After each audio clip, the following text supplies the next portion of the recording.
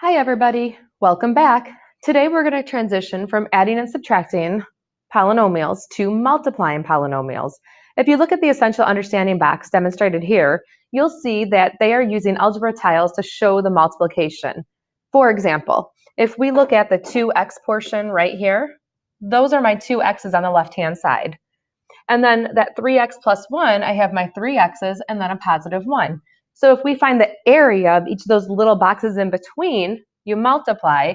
So x times x is x squared. X times x again is x squared. X times this x over here is x squared. And then go to the bottom row. X times x is x squared. X times x is x squared. X times x is x squared. Those small little skinny tall boxes, that's what x times 1 is. So it's just your 1x. X times 1 is just your 1x. So if you take everything that you have there, how many x squared tiles do you have? 6 of them. So 6x squared.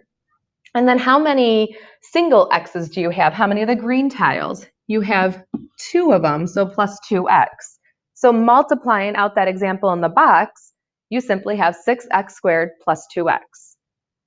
When we multiply polynomials, just keep in mind that it's just like using the distributive property.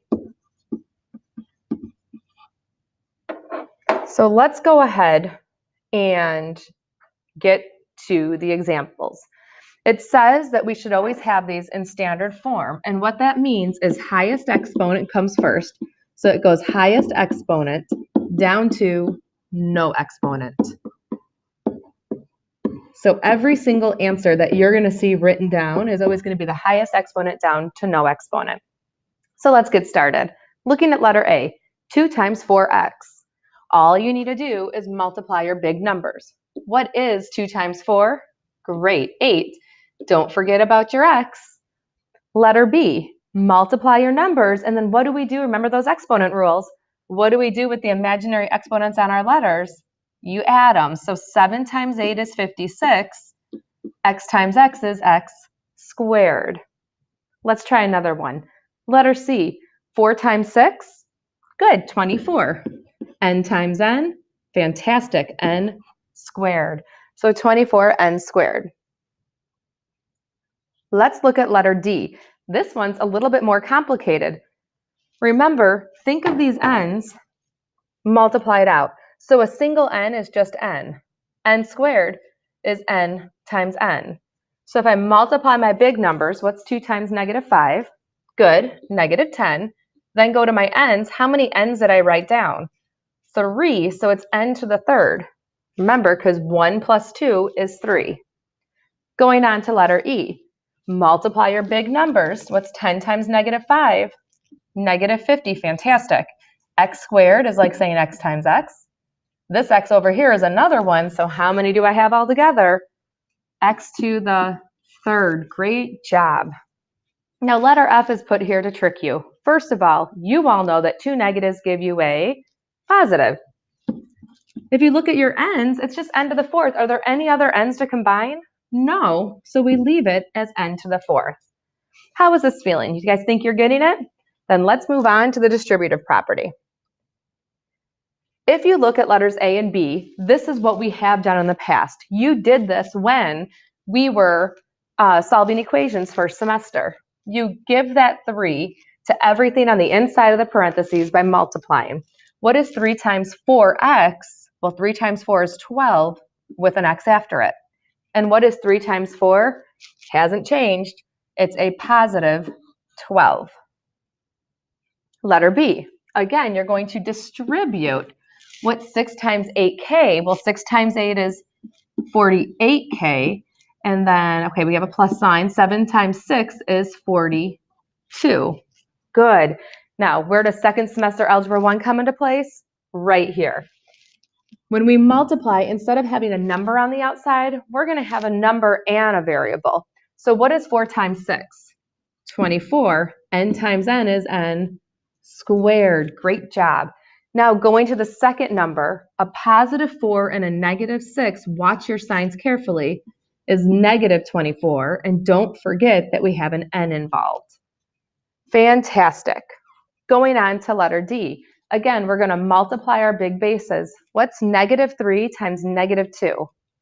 Good, that's a positive 6. And then x squared times x is x to the third.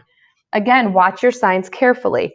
I have a -3 and a -2 here. Two negatives give us a positive. So 3 times 2 is 6. Don't forget your x squared. It sounds like you guys are really getting this.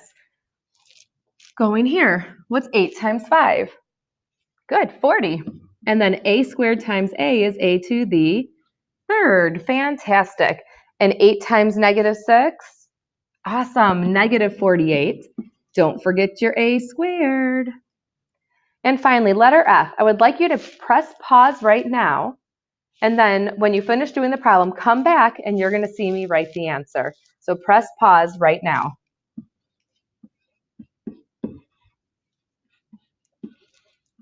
Welcome back. Did you get -30x cubed plus 3x? If you did, I'd say you're rocking it at this point. Let's go ahead and see if we can make this a little bit more complicated. The only difference here between what we did on the previous page and what we're doing now, instead of having 2 terms in the parentheses, we're going to have 3. But there's no new news here. When we multiply, what is 5 times 7? Good. 35, and you still have the r squared. Now we need to give that 5 over here. What is 5 times 5? Fantastic, 25, and we still have that r. And finally, what is 5 times a -6? -30. And if you look here, this is in standard form. I'm going to write down standard form. Standard form. And the reason I know it, because it goes from the highest exponent down to no exponent. Great job. Let's go ahead and skip letter B, and let's go to something a little bit more complicated, like letter D. There's a -n. Before you do anything, remind yourself that a -n is the same thing as saying a -1n. So when I go through and do my distribution, I'm multiplying everything by a negative sign. So what is -1 times -7? +7. And then I think that actually should be an x. So I'm going to change this to an x so we don't have any confusion. And then what's what's x times x squared? It's x to the third. Now I need to bring that over here. Again, what's the missing number with that -x? Well, it's a -1. So a negative and a negative give me a +1, and then x times x is x squared. Great. And finally, in the end, what's a -1 times a -1 again? Good, +1. And then don't forget that we have an x with it. Now, when we see this answer written, we don't usually write those ones in front. So you may just see it written as 7x to the third plus x squared plus x. These two answers are the exact same thing. Good job. Let's go ahead and look at letter F. Again, I'm just multiplying. What's 3 times 10? 30. Good job. Now add your exponents. What's x squared times x squared? Well, 2 plus 2 is 4. Great. Go to the next term. +3 and a +5. You guessed it, +15. X squared times x, x to the third. Great. Final step, take that 3x squared times a -1. Well, 3 times -1 is -3. And don't forget the x squared. This wouldn't be algebra class if we didn't try to make things a little bit more complicated. So just as in the previous lesson, we found the perimeter of shapes, we can use this idea to find the area of shapes. So if we look at letter A, if these were numbers, we would multiply it. So say for pretend we had a 5 and a 10, we would say 5 times 10 is equal to 50, so the area would be 50. Well, instead of working with numbers, we're going to work with algebraic expressions. So you have 4x times 3x minus 9. So when I do that, 4x times 3x is 12x squared. Good. And then 4x times a -9, well, 4 times -9 is, good, -36. And don't forget that it has an x. Same idea with letter B. I have 5t squared times 7t minus 1. Again, we're multiplying our big bases and adding our exponents. What is 5 times 7? Good, 35. And we have t to the third power. 5 times a negative 1 is negative 5. Don't forget your t squared. Great job. All right. I would say you guys did a fantastic job today. If you have any questions at all, feel free to reach out to your teacher. But I truly feel that you guys have the tools necessary in order to be successful on today's lesson. Thank you. Have a great day. Bye.